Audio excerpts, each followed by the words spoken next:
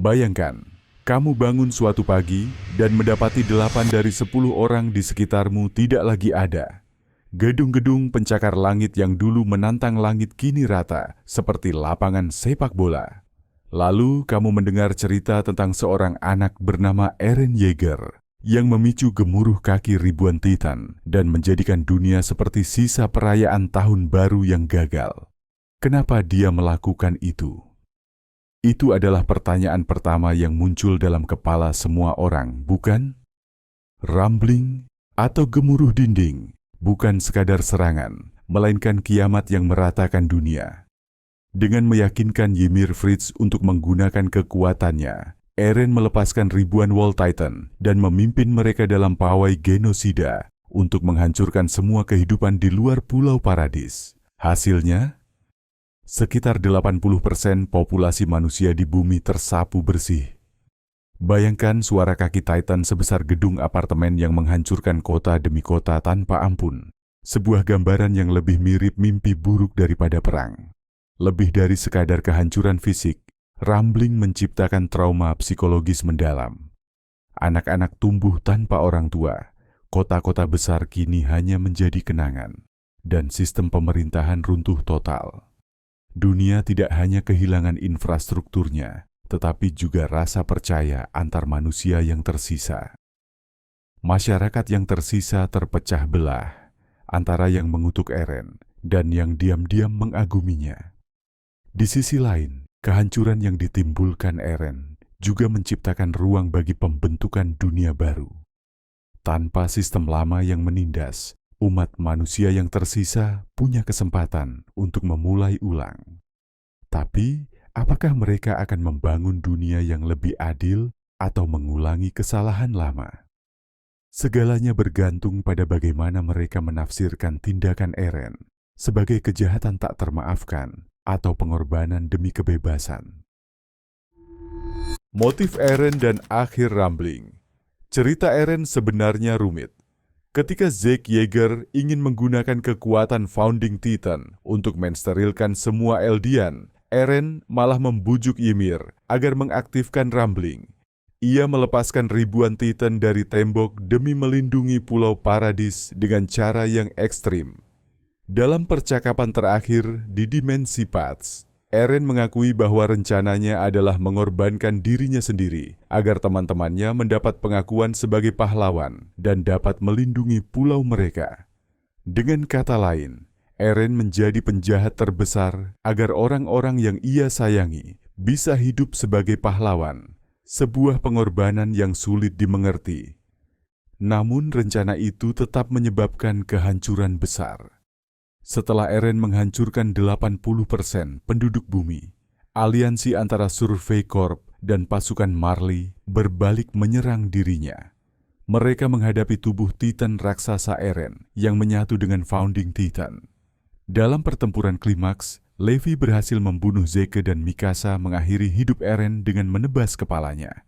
Adegan ini menjadi salah satu momen paling emosional dalam seri karena Mikasa harus memilih antara cintanya dan menyelamatkan dunia. Dengan kematian Eren, semua kekuatan Titan lenyap.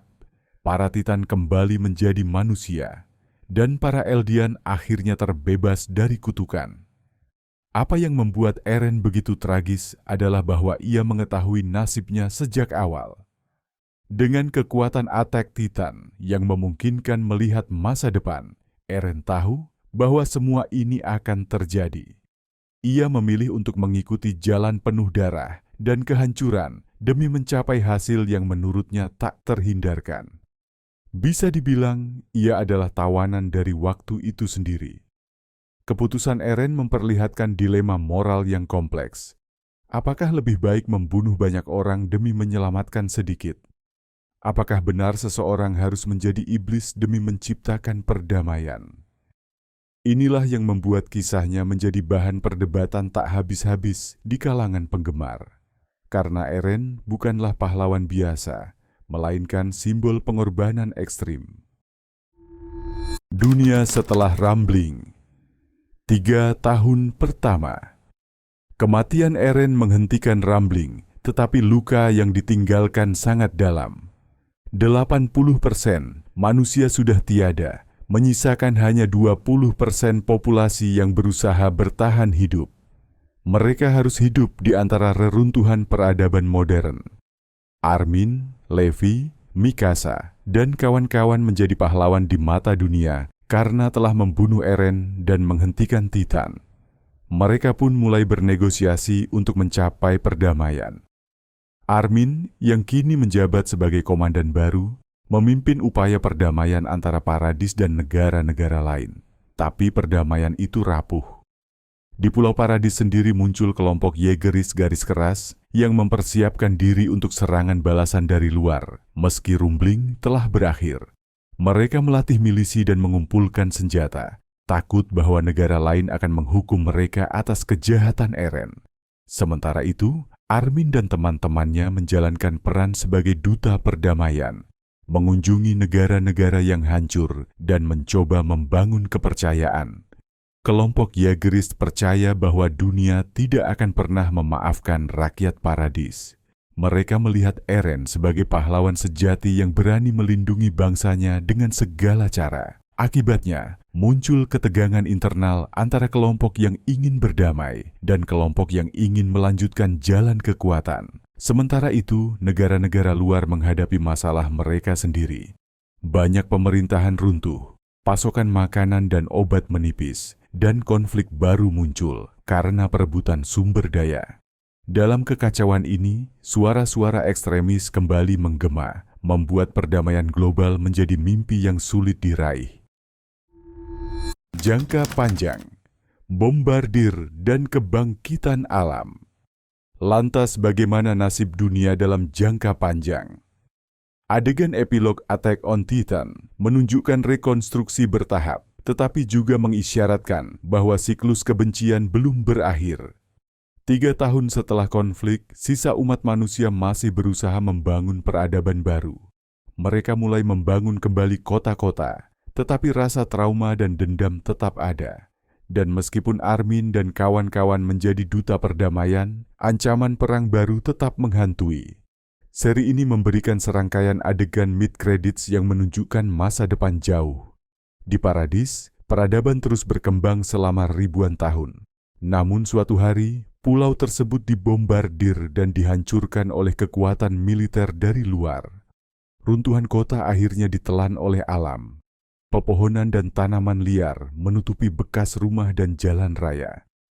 Bukankah ironis, apa yang dulu menjadi pusat kekuatan Eldian akhirnya hilang dan dilupakan? Siklus kekerasan yang coba dihentikan oleh Eren justru terus berlangsung. Dalam keruntuhan ini, alam kembali mengambil alih. Hutan tumbuh subur di atas reruntuhan, sungai mengalir menutupi jalan-jalan tua, dan binatang liar menjelajahi bekas kota.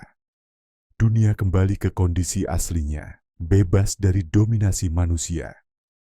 Tapi di balik keindahan alami itu, tetap tersisa pertanyaan menyakitkan. Semua pengorbanan itu, untuk apa?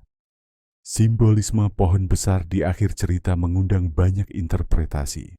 Apakah itu penanda bahwa kekuatan Titan akan kembali? Atau hanya simbol bahwa sejarah selalu berulang? Penonton dibiarkan menafsirkan sendiri, tapi satu hal pasti, perjuangan manusia untuk bebas dari rasa takut dan kebencian belumlah usai. Tema dan interpretasi, siklus kebencian dan kebebasan. Melihat kehancuran yang terjadi dan upaya rekonstruksi setelah Rumbling, kita dapat melihat tema besar Attack on Titan, kebebasan versus keselamatan, serta siklus kebencian. Eren merasa bahwa kehancuran massal adalah satu-satunya cara untuk memberi rakyatnya kesempatan hidup. Namun pada akhirnya tindakannya melahirkan trauma baru dan dendam baru. Rencana Eren mungkin berhasil dalam jangka pendek. Ia benar-benar membuat teman-temannya terlihat sebagai pahlawan. Tetapi ia juga menciptakan alasan bagi dunia untuk membenci Paradis dan menyebabkan pembentukan milisi baru. Seri ini juga menyoroti bagaimana sejarah terulang. Mikasa dan Armin menjalani hidup panjang dan akhirnya meninggal karena usia tua. Tetapi ribuan tahun kemudian, sejarah yang sama tampaknya siap untuk terulang dengan pohon baru yang menyimpan kekuatan Titan. Ini seolah-olah penulis ingin mengatakan bahwa trauma kolektif manusia akan selalu menciptakan monster baru jika kita tidak belajar untuk memutus rantai kebencian. Apakah kita benar-benar berbeda dengan orang-orang di Pulau Paradis? Kita juga melihat bagaimana narasi dapat membentuk persepsi. Bagi beberapa orang, Eren adalah iblis, tapi bagi yang lain ia adalah penyelamat.